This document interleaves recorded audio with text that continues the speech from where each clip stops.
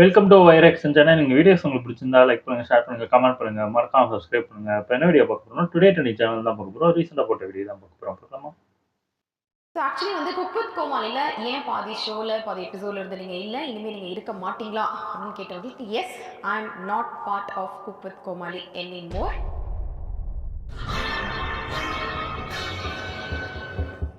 கைப்புள்ள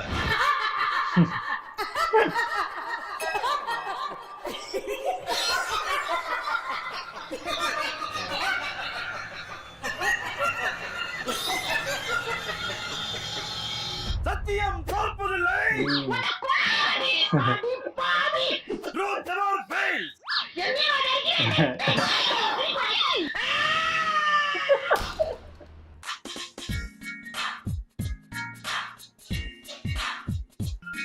நிறைய பேர் இன்ஸ்டா ஸ்டோரிஸ்ல கேட்டிருக்கீங்க, கமெண்ட்ஸ்ல கீழே கேட்டிருந்தீங்க, ஏன் குக் வித் கோமாளில பாதி எபிசோட்ல இருந்து நீங்க காணோம். ஸோ இப்போ இந்த வீடியோ எதுக்கு அப்படின்னா வந்து குக் வித் கோமாளில இனிமேல் நீங்கள் இருக்க மாட்டீங்களா அப்படின்னு கேட்டவங்களுக்கு yes, I am not part of cook with Comali anymore. என்னடா சொல்றீங்க? அதுக்கு ரீசன்ஸ் வந்து நிறைய இருக்கு. வேற யாரு? நான் தான்.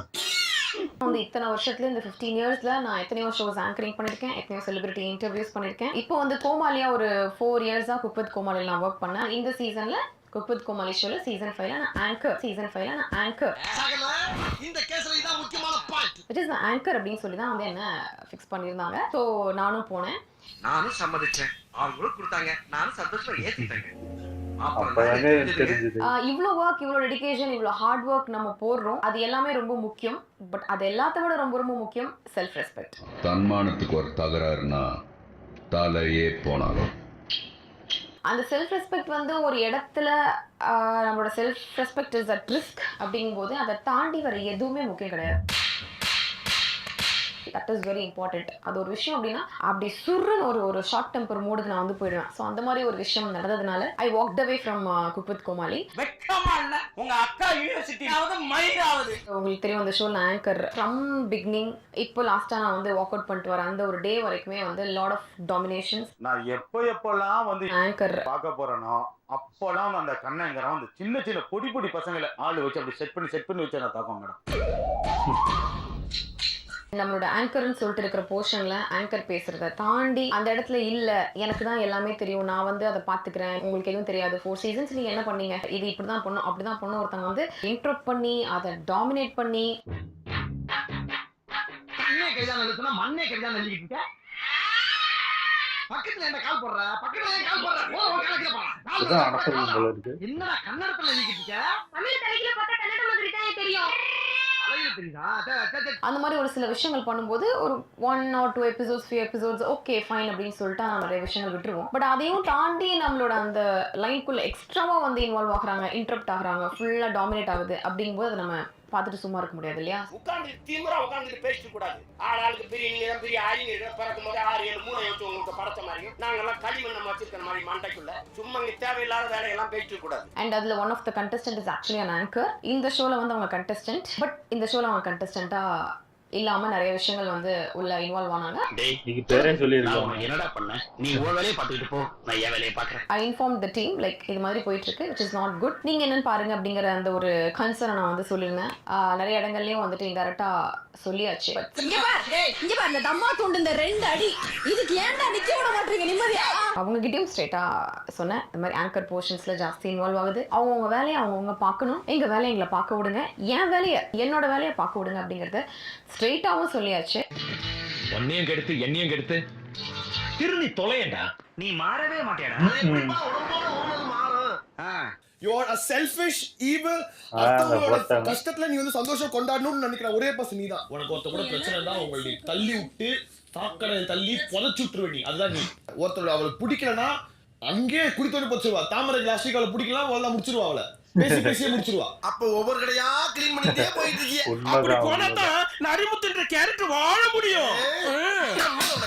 நான் இங்க இருக்கேன், நான் எத்தனை வருஷமா இருக்கேன், நான் ஒரு விஷயம் பண்றேன், நான் இந்த இடத்துல வந்து என்ன வேணா பேசுவேன், என்ன வேணா பண்ணுவேன், அதை வந்து என்கிட்ட அப்படி சொல்லிட்டாங்க. என்னோட இது என்ன ஆகுறது, நான் வந்து ஒரு இது அப்படின்ற மாதிரி ஒரு விஷயமா அது வந்து மாறிடுச்சு. ரொம்ப அலப்பறி பண்ணிக்கிறேன். நீ என்ன மகனை நீ தரவியா போ நம்மளும் இந்த வீட்டுல ஒரு பெரிய இது அப்படிங்கறத காட்டிக்கிறியாங்க. பட் ஓகே, அது வந்து எவ்வளவு பெரிய ஆளுங்கிறதெல்லாம் நம்ம பார்த்துட்டு இருக்க முடியாது இல்லையா? நீ என்ன அவ்வளோ பெரிய அப்பா டகரா இல்ல அவ்வளோ பெரிய அப்பா டகரான்னு கேக்குறேன். அவங்களுக்கு கொடுத்த வேலையை அவங்கவுங்க பார்க்கட்டும் அப்படிங்கிறது தான் வந்து நான் சொன்னது. பிகாஸ் நான் உங்க ஒர்க்ல இன்டரப்ட் ஆக மாட்டேன், நீங்களும் மற்றவங்க ஒர்க்ல இன்டரப்ட் ஆகாதீங்க. தம்பி இது வேண்டாம். பல முறை என் வண்டிக்கிட்டே வந்து சத்தம் போடுற இது நல்லா இல்ல. இங்க இருந்து கொண்டு 1000 பேசலாமா? அவனவன் அந்த சிம்மாசனத்துல அமர்ந்தாதான் அதனுடைய வழி தெரியும். நான் பண்ணாத ஒரு தப்பை நான் இறங்கி வந்து இவங்க இதுல இத்தனை வருஷமா இருக்காங்க, இவங்க இந்த இடத்துல அவங்க ஒரு பெரிய ஆள் அவங்க நினைச்சிட்டு இருக்காங்க. ஸோ அதனால அப்படி நினைச்சுக்கிட்டு நானும் அதே மாதிரி நம்பிட்டு நான் ஒரு விஷயம் பண்ண முடியாது. எங்க பதல என்னதான் கூப்பிடுறாங்க, கால் குத்துறது, மணி விடா, பர்த்டே பார்ட்டின்னு அப்பா போல என்னன்னு கோவிச்சுக்கிறாங்க. பாப்புலர் ஃபிகர்னா இதான் ஒரு ப்ராப்ளம்.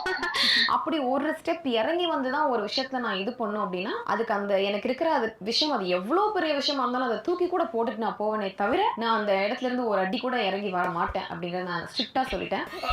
ஐயா நான் தூக்கு போட்டு செத்தாலும் சாவலே தவிர இந்த மாதிரி ஒரு துரோகத்தை நான் பண்ணவே மாட்டேன். Even I was offered like நீங்க இந்த மாதிரி வந்து பண்ணீங்க அப்படின்னா யூ கேன் உங்களுக்கு 2-3 ஷோஸ் கூட எக்ஸ்ட்ரா கிடைக்கும் அப்படின்றதெல்லாம் சொன்னாங்க. நான் நினைச்சிருந்தால் ஓகே அப்படின்னு நான் வந்து இது பண்ணிட்டு போயிருந்தா நான் வந்து ஆக்சுவலி பண்ணியிருந்திருக்கலாம். கோடி ரூபா கொடுத்தாலும் சில விஷயங்களை நான் செய்ய மாட்டேன். அதுல முதல் விஷயம் இது. பட் எனக்கு அது முக்கியம் கிடையாது, ஷோ பண்றது முக்கியம் கிடையாது, அது மூலமா வர்ற எந்த ஒரு ஃபேமும் முக்கியம் கிடையாது. இஃப் அட் ஆல் அதோட ஹார்ட் ஒர்க் மூலமா வரல, நான் ஒரு இடத்துல ஒருத்தங்களுக்கு இறங்கி போறது தான் எனக்கு அது வருது அப்படின்னா அது வேணாம். தைரியமான பேச்சு வாழ்த்துக்கள். பட் ஷோக்காக மத்தவங்க சொல்ற ஒரு ஆள் அது பயப்படணும், அவங்கள பார்த்து பெரிய ஆள் அப்படின்னு சொன்னா அது எனக்கு பயமும் வரமாட்டேங்குது. நான் என்ன பண்ண முடியும்? முடியாது. நல்லா தான் பார்த்து சொல்றேன், முடியாது. பயமே இல்லையா? நான் யாருக்கும் பயப்பட மாட்டேங்க. அது பெரிய ஆள் அப்படிங்கிற அந்த ஒரு ரெஸ்பெக்ட் அப்படிங்கறது அவங்க ஒருத்தவங்க நடந்துக்கிற விஷயத்துல பொறுத்து தான் இருக்கு. தானா கொடுத்தா கௌரவம், அத கேட்டு வாங்கினா பிச்சை. அண்ட் இன்னொரு விஷயம் என்னன்னா, இதனால உங்களுக்கு வந்து பெரிய லாஸ் ஆகலாம், இல்ல வந்து உங்களோட கெரியர் கூட ஈவன் ஸ்பாயில் ஆகலாம், நீங்க பாத்துக்கோங்க அப்படின்ற மாதிரி வந்து சொன்னாங்க. This is what team communicated. நான் இன்ஃபேக்ட் டோல்ட் தி டீம், எனக்கு புரியல, எனக்கு கெரியர் வந்து இப்படித்தான். லண்டன்ல இருந்து NRI ஒருத்தவன் தான், அவன் பேர் என்னப்பா? சுகீர்த்தராஜா. அவனை அடிச்சே துரத்திட்டானுங்க. அவன் ஆள் எங்க இருக்கானே தெரியல. என்ன மிரட்டுறீங்களா? ஐயே நடக்கிறத சொன்னாங்க. ஒருத்தங்க நினைச்சா ஒருத்தங்க கெரியர் ஸ்பாயில் பண்ணிட முடியும் அப்படின்னு வந்து சொல்றது முட்டாள்தனம். அவங்க பயப்படுங்கன்றாங்க. அந்த ஃபீலும் எனக்கு அவங்கள பார்த்து வர மாட்டேங்குது, அந்த ஃபீமேல் ஆங்கர் பார்த்து. என்ன கேக்க அண்ணனை பார்த்து பயமே இல்லாம இருக்க கத்து மத்து இவர் சிரி போலீஸ். ஸோ அந்த அளவுக்குலாம் வந்து இது கிடையாது, அவ்வளோ சீன்லாம் கிடையாது, அவ்வளோ ஒர்த்தெல்லாம் இல்லை பேபி. நீங்க கொடுக்குற பில்டப் அளவுக்கு எனக்கு அவங்கள பார்க்கும்போது எனக்கு அந்த ஃபீல் வரல. டேய் பவரே, நானாவது காமெடியன் தெரிஞ்சு வாழ்ந்துட்டு இருக்கேன், ஆனா நீ காமெடியன் தெரியாம வாழ்ந்துட்டு இருக்க. அதான்டா பெரிய காமெடி. அவங்களாலலாம் வந்து என்னோட கெரியர் ஈஸியா பிரேக் பண்ண முடியும்னா அப்போ what is my 15 years of ஒர்க்குக்கு என்ன வேல்யூ இருக்கு? I just told them ask her to do it if she can அப்படின்ற மாதிரி நான் வந்து சொல்லிட்டு வந்தேன். ஸோ அதுதான் வந்து நான் கடைசியா சொல்லிட்டு வந்த ஒரு வார்த்தை வந்து ஆக்சுவலி அதுதான் from Cook with Komali set. உங்க ப்ராஜெக்ட் நல்லா வரணும், நான் கடவுளை வேண்டிக்கிறேன். ஜீரோல இருந்து ஸ்டார்ட் பண்றதோ இது வந்து புதுசு கிடையாது, எனக்கு ஆல்ரெடி நான் ரொம்ப பழக்கப்பட்ட ஒரு விஷயம். ஸோ நான் எப்படி விட்டாலும் நான் சர்வை பண்ணுவேன். பட் அவங்களுக்கு மேபி சர்வை பண்றதுக்கு இதை விட்டா வேற வழி தெரிஞ்சிருக்காது. இந்த மாதிரி கோவப்பட்டு எங்க வேலையை எழுதி விட்டுரு போடுறா, நான் தொழில் தெரிஞ்சவன் எங்க வேணா போய் போச்சுப்பேன். நீ அட்டை மாதிரி ஒட்டின்னு இருந்தா தான் உனக்கு வண்டி ஓடும். இது ஷார்ட் மியூசிக்ல பிரேக்கா, இது குக் வித் கோமாளி.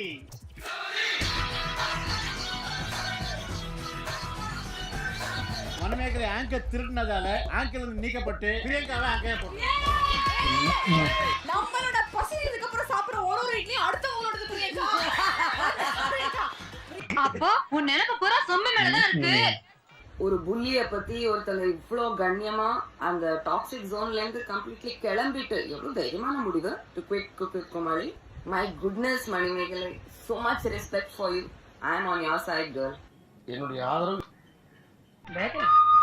மணிமேகலை. எப்பேற்பட்ட பொம்பளை அது அப்படின்னு அவங்க எக்ஸ் ஹஸ்பண்ட் கிட்ட நீங்க பேசி பாருங்க, தெரியும். அந்த பையன் எனக்கு தம்பி பையன். இதெல்லாம் பத்தி பேசினா நான் ரூமர் சொல்றேன் பாங்க. இத சொன்னா நம்மள பைத்தியக்காரன்னு சொல்றாங்க. அந்த ஷோக்கு எனக்கு சம்பந்தமே இல்ல பிரதர். அது அவங்க ரெண்டு பேருக்குள்ள அடிச்சினோம். இப்ப நம்ம ஒரு காட்டு வழியா போயிட்டு இருக்காங்க, ரெண்டு யானை அடிச்சின்னு வைங்களேன், அங்க இறங்கி போய் நடுவுல சமாதானம் பண்றதுக்கு போக கூடாது. அது நம்ம நசி போட்டாங்க போயிடும். அதனால இத நம்ம எட்டறது வேடிக்கை பார்க்கிறது நல்லது. அங்கிட்டு போய் விளையாடுங்கப்பா. அங்கிட்டு போய் விளையாடாவா? அது ஒன்றும் பெரிய நாட்டுக்கு ரொம்ப முக்கியமான விஷயமும் கிடையாது.